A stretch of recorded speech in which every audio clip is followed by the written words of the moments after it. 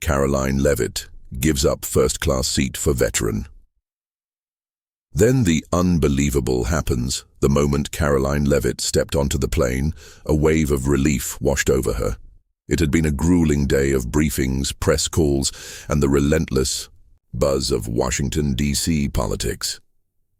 As the youngest White House press secretary, she was constantly in the trenches, battling the media every single day.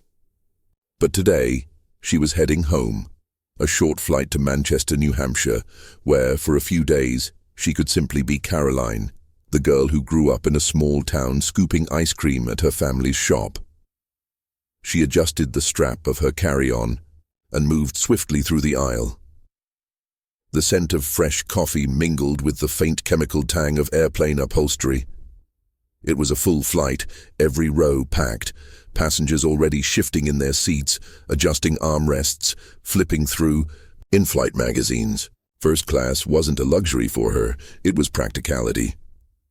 As part of the White House team, she traveled constantly, and this seat, with its extra space and quiet, was a small reprieve before another chaotic week. She reached her row and settled in, placing her bag beneath the seat in front of her. And then she saw him. A man, maybe in his late 80s, walked slowly down the aisle with a steady but deliberate pace. His frail frame was draped in an old, well-worn jacket, and on his head sat a cap that read World War II veteran. The kind of cap you didn't just buy in a store. It meant something. A quiet symbol of sacrifice. Karoline watched as he carefully maneuvered his way down the narrow space, gripping each seat for support. The passengers around him barely seemed to notice. Some were too engrossed in their phones, others were impatiently waiting for the boarding process to end. But Karoline saw something else. Exhaustion, not just physical, but deep, like a man who had carried more than his share of weight in life. The flight attendant directed him towards seat 26B, deep in the middle of economy. Karoline glanced at the tight row, the lack of leg room, the long journey ahead. Something didn't sit right. "Sir," she said, stepping into the aisle. The old man looked up, slightly startled. His eyes, clouded with age but sharp with wisdom, met hers. Yes, she hesitated for only a second before gesturing to her seat. "I'd be honored if you'd take my spot up here." A beat of silence stretched between them. The veteran blinked, surprised. "Oh no, I couldn't possibly." "Please," she said, her voice gentle but firm. "You've already done so. Much for this country. Let me do this for you." The flight attendant, overhearing the exchange, stepped in. "That's very kind of you, Miss Leavitt." Other passengers had started to take notice. A murmur passed through the cabin. A businessman 2 rows back paused from checking his emails. A young woman with headphones pulled them down. A couple in their 40s exchanged knowing glances. The veteran let out a quiet chuckle, shaking his head. "Well, if you insist, but only if you let me buy you a coffee when we land." Karoline smiled. "Deal." The flight attendant helped the man into the first-class seat while Karoline gathered her bag. As she made her way to the back, she could feel eyes following her. She hadn't done it for attention, she hadn't done it for a story. It just felt right. But as she slipped into 26B, sandwiched between 2 passengers, she had no idea that what she had just set in motion would become a national story, and that before the flight even landed, something unbelievable was about to happen. Karoline barely had time to adjust to her new seat when the man beside her, a middle-aged passenger in a wrinkled button-down, leaned in slightly. His voice was low, almost conspiratorial. "You know who that is, right?" She turned to him, caught off guard. "Excuse me?" He nodded toward first class, where the veteran was now settling into her former seat, adjusting the recline with slow, deliberate movements. His hands, knotted with age, gripped the armrest as if they carried more than just the weight of his body. "That guy," the man muttered. "That's not just any veteran. That's Joseph Monroe." The name meant nothing to her, but the way he said it made her stomach tighten. "I don't." "Who is he?" The man huffed a quiet laugh. Of course you wouldn't know. They don't talk about guys like him much anymore. Karoline's brow furrowed. Something about the way he said guys like him felt loaded. Not in a malicious way, but like he knew something she didn't. He was in the 82nd Airborne during World War II, the man continued. Paratrooper. But after the war, let's just say he got caught up in things. A prickle of unease crept along the back of Karoline's neck. What kind of things? The man's eyes flicked around, as if making sure no one was eavesdropping. CIA Black Ops. The kind of missions that don't officially exist. Then, back in the 70s, he disappeared. Just vanished. Some people think he was involved in something big. Something the government wanted buried. Karoline's instinct was to dismiss it as another conspiracy theory. She had spent enough time in Washington to recognize the way people twisted half-truths into dramatic stories. But something about this man's tone, the certainty in it, gave her pause. And then, as if on cue, Joseph Monroe turned his head and looked straight at her. She felt it before she saw it. That subtle, heavy awareness of being watched. His gaze wasn't unkind, but it was piercing, studying her as if he knew exactly what she was hearing. A slow, deliberate nod, not of gratitude, not of acknowledgement. Something else. Karoline swallowed. The atmosphere in the cabin had changed.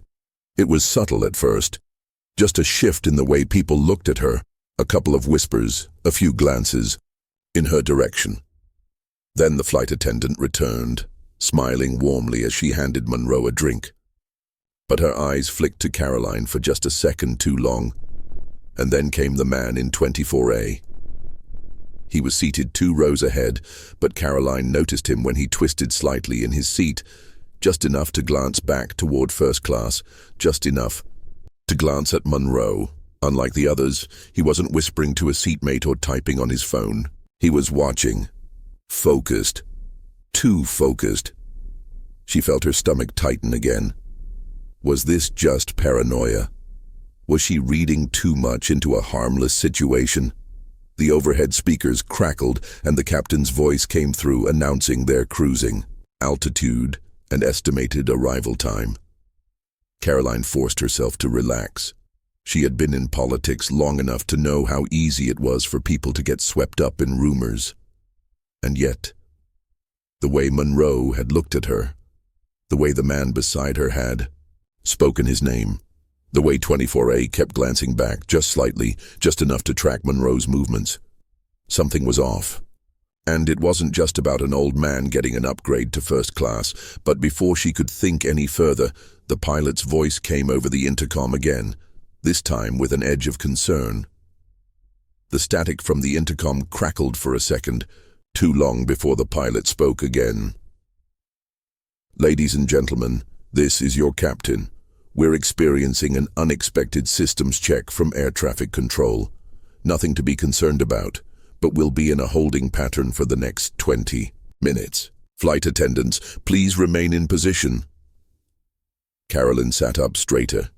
She had taken enough flights to know that holding patterns weren't unusual, but something about the way the announcement was phrased felt off. The man beside her let out a small chuckle, shaking his head. Yeah, that's not normal. She turned to him. What do you mean? He nodded toward the window. Mid-flight.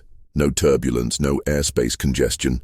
A systems check from air traffic control at this altitude.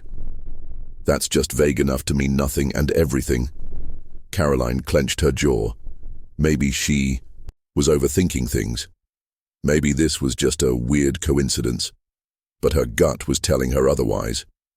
And then, from first class, Joseph Monroe turned his head again, this time locking eyes with her. Intentionally. Karoline unbuckled her seatbelt and stood. The man next to her glanced up, surprised. Where are you going? To get some answers, she said.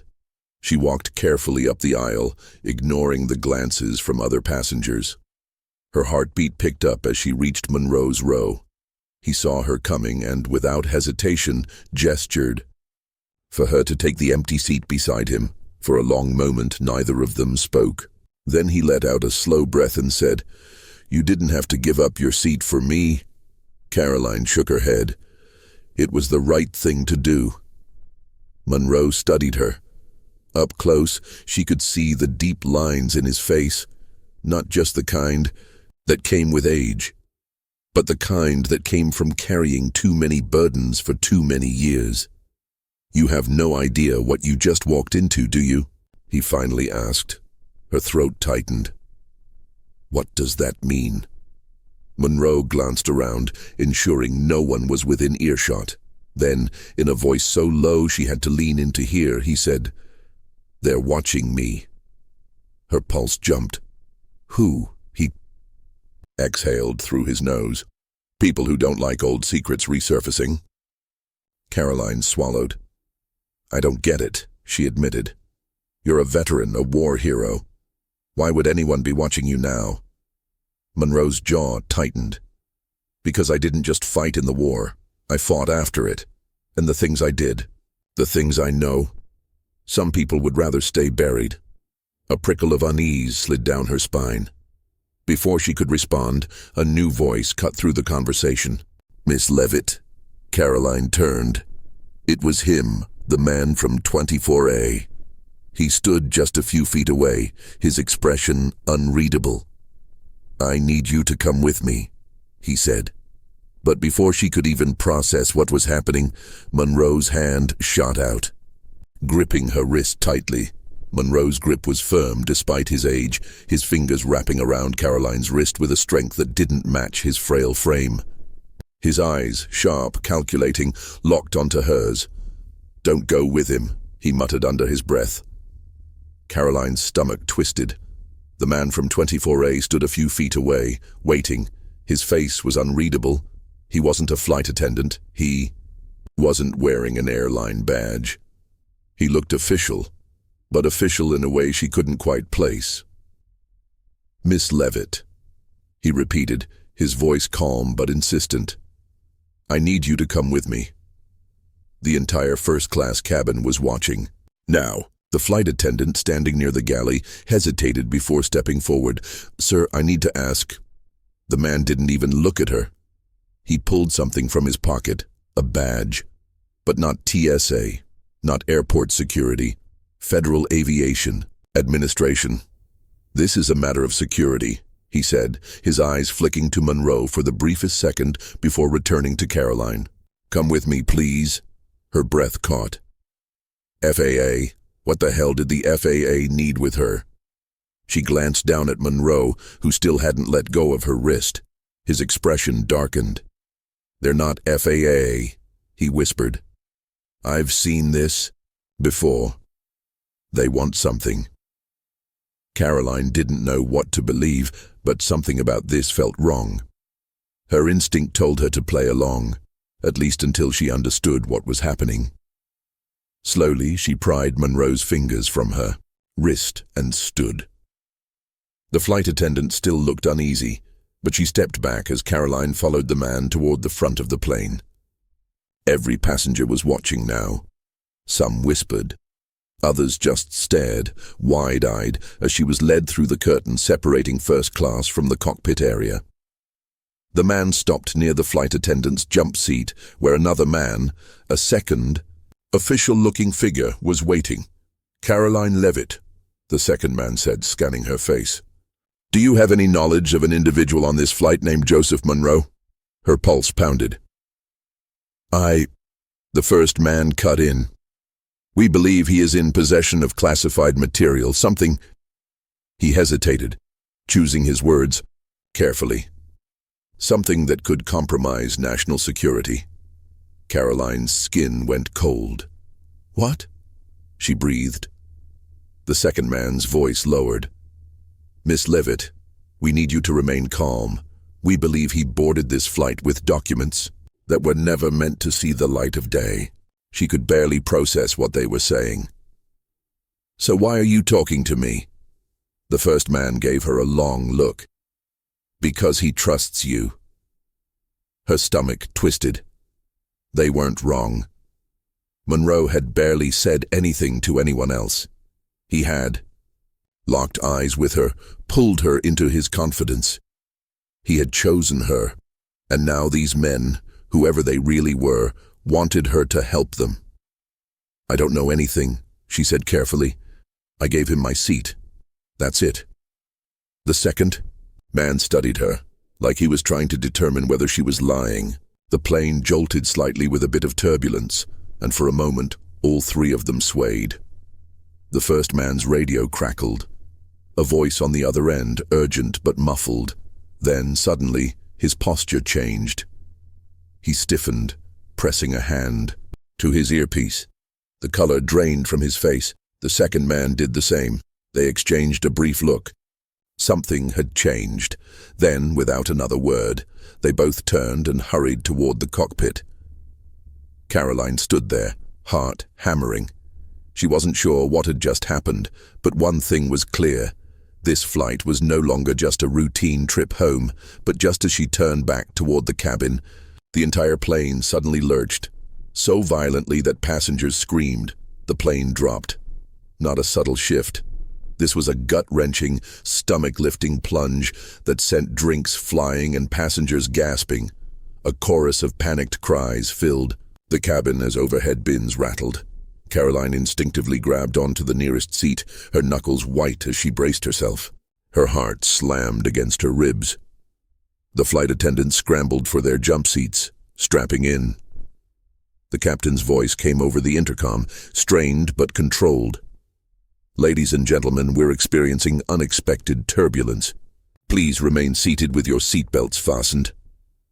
Karoline had been on enough flights to recognize pilot speak. This wasn't turbulence. Something was wrong. She turned, trying to see where the two men from the FAA had gone. The cockpit door was still closed, but there was movement behind it. Fast, urgent movement. And then, out of the corner of her eye, she saw Monroe. The old veteran hadn't moved. He sat completely still in first class, hands resting on the armrest, staring straight ahead, as if this wasn't happening. Her pulse hammered as she made her way back toward him, gripping the headrest of seats for balance. A flight attendant called after her, "Miss, please remain seated." But she ignored it. She reached Monroe's row and leaned in. "What the hell is happening?" she whispered. He didn't answer right away, just turned his head slowly, his gaze steady. Then, in a voice barely above a whisper, he said, "It's not turbulence, it's them." Karoline's stomach twisted. "Who?" she demanded. Monroe exhaled. "The ones who don't want me to land." Her hands clenched the seat in front of her. "Listen to me," Monroe said, his voice suddenly more urgent. "There's something in my bag, something they don't want you to see." Karoline blinked. "What?" He reached down, slow and deliberate, and tapped the black carry-on tucked beneath his seat. "You need to take it," he said. No matter what happens, every nerve in her body screamed that this was insane, that she should go back to her seat, that she should let whoever those men were deal with it. But the look in Monroe's eyes stopped her. It was the look of a man who knew his time was running out. Karoline hesitated, glancing around. The passengers were still tense, some gripping their armrests, others murmuring prayers under their breath. The FAA agents hadn't returned. The cockpit was still locked. Slowly, she reached down and grabbed the bag. It was heavier than she expected. "Don't open it here," Monroe muttered. She unzipped it just enough to see inside and felt her blood turn to ice. Inside, tucked beneath a layer of neatly folded clothes, was a thick, sealed envelope. Not just any envelope, one marked with the official insignia of the United States government. Her breath caught. This wasn't just some old war memento. This was classified, and she was holding it. She zipped the bag back up, pulse pounding, and looked up at Monroe. "What is this?" she hissed. Before he could answer, the cockpit door burst open. The two FAA agents stormed back into the cabin, moving straight for Monroe. "Sir, you need to come with us," one of them said, his voice sharp now, commanding. This wasn't a request. Monroe didn't resist. He exhaled through his nose, slow and measured, before rising to his feet. Then, just before stepping past her, he leaned in so close that only she could hear, "Don't trust them." Then he was gone. But just as they reached the cockpit door, the plane lurched again, this time with even more force. The lights flickered. A high-pitched alert rang through the cabin, and then the oxygen masks dropped. Something was happening to this plane. And whatever it was, Karoline knew one thing. Monroe had been right. The oxygen masks dangled, swaying slightly as the plane continued to shudder. A ripple of panic surged through the cabin, people fumbling to pull the masks over their faces, some frozen in shock, others gasping for breath. The low, artificial voice of the automated safety system echoed overhead. "Please place the oxygen mask over your nose and mouth and breathe normally." But nothing about this was normal. Karoline's mind raced. The FAA agents had disappeared into the cockpit with Monroe, and now, suddenly, everything was spiraling out of control. Her fingers trembled as she reached for the oxygen mask, pulling it over her face. The cool rush of oxygen flooded her lungs, but it did little to slow the pounding of her heart. She needed to think. The bag, Monroe had given it to her for a reason. She glanced down at it, still wedged between her feet. If the FAA agents, or whoever they really were, had known Monroe had classified documents, why hadn't they checked his bag? Why had they taken him but left behind whatever it was they were so desperate to keep hidden? Because they didn't think he'd pass it off to someone else. They hadn't expected her. A sudden thud made her flinch. The cockpit door. It had locked, behind the agents and Monroe. Karoline's breath caught. Something was happening in there. Something bad. A flight attendant, her eyes wide with fear, rushed up the aisle toward the cockpit. "Captain!" she called, knocking on the door. "Captain, what's going on?" Silence. The attendant exchanged nervous glances with her colleagues. Then another jolt. Not turbulence, not weather. Something was wrong with the plane. A man across the aisle gripped his armrest, his knuckles white. "Are we going down?" he muttered, his voice shaky. Karoline refused to believe that.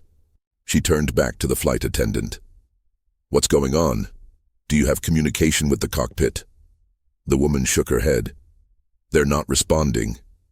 Karoline's stomach twisted. This wasn't just a malfunction. This was a hijacking.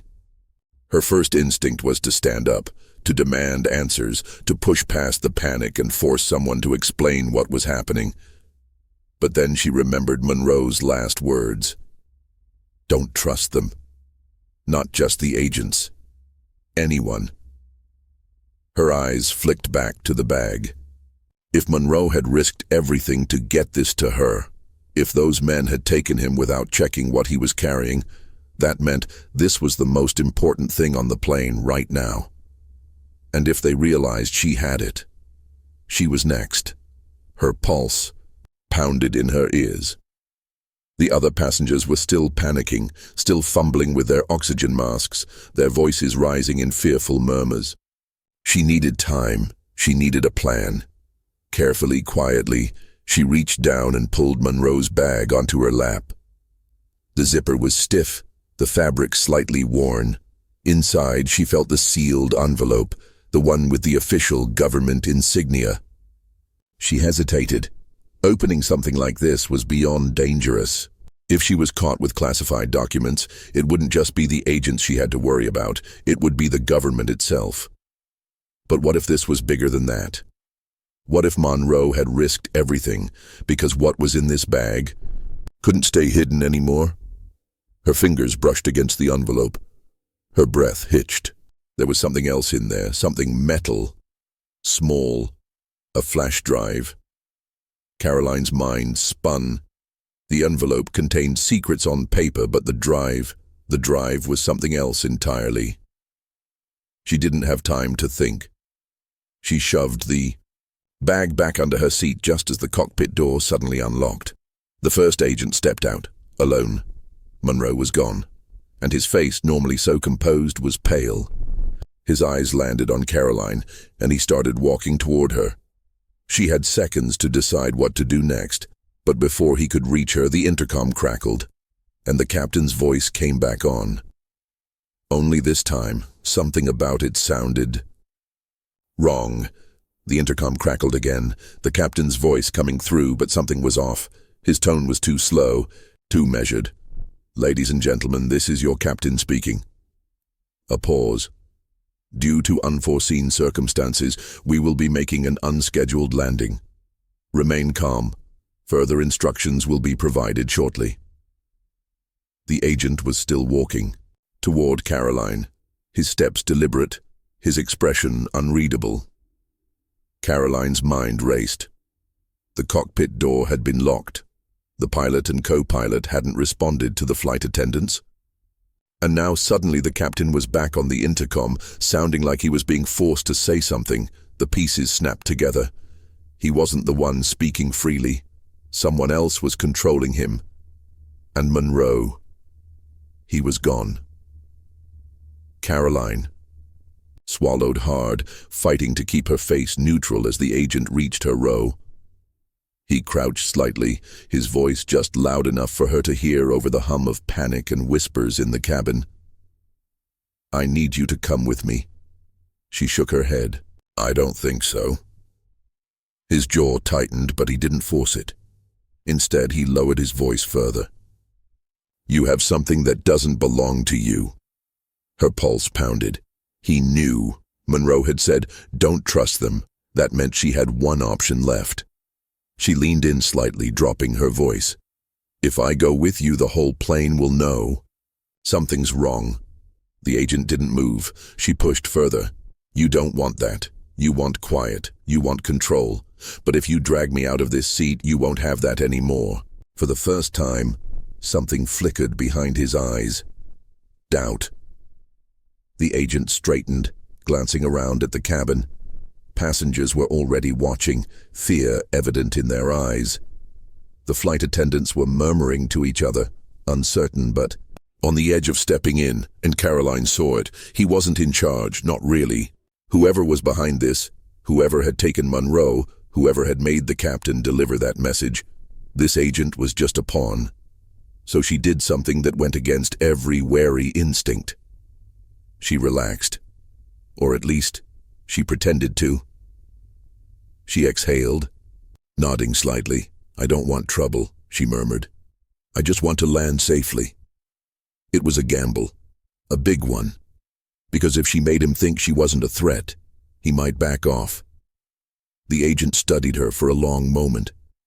Then, to her shock, he gave the smallest nod and walked away. Karoline barely had time to process what had just happened before the intercom crackled again. The real captain's voice came through, not the one from earlier. This one was raw, strained, terrified. "This is your captain." A heavy pause, then through gritted teeth, "Do not land this plane." The intercom cut out. A collective gasp rippled through the cabin. Karoline's blood ran cold. The real captain had just given a direct message, and whoever had been controlling the last announcement, they weren't in charge anymore. The plane jolted slightly, as if fighting against an external force, against whatever had been planned. And that's when Karoline knew. Monroe had been right. Someone had wanted him gone. Someone had wanted this plane redirected, and she was sitting on the only proof left. She reached down, gripping Monroe's bag tightly. She didn't know who she could trust. She didn't know where this plane was about to land. But she did know one thing. Whatever was on that flash drive, it was enough to get a man taken mid-flight, and that meant it was worth fighting for. Some truths aren't meant to stay buried. Some secrets are dangerous to uncover. But when the moment comes, will you choose comfort, or will you choose the truth? If you found this story gripping, share your thoughts below. And remember, Sometimes the smallest acts of kindness lead to the most unexpected consequences.